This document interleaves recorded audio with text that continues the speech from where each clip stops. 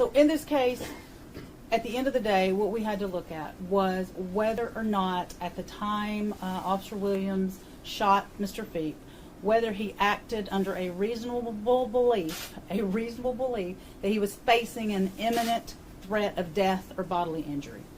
Based upon all the witness statements, the forensic proof, and certainly the taser, we believe that at the time he did believe that his life was in danger and that Mr. Pheap was in fact going to kill him. Therefore, after review of all those facts, we've determined that it was in fact a justifiable shooting. One thing that played heavily in our determination was the trajectory of the bullet.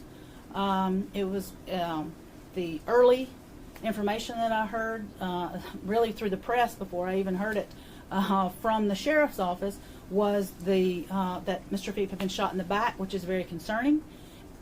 If Mr. Pheap had in fact been running from Officer Williams, as some of the early accounts came out, and was a distance away and was shot in the back, that would clearly not be a justifiable homicide.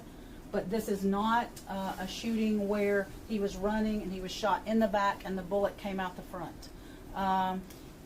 This is a shooting where the bullet travels from the left to the right inside the body, which to me indicates that Mr. Pheap did much the same as Officer Williams. Officer Williams says when the taser was pointed at him, he turned to his right and ducked. That's why the taser wires are to his left.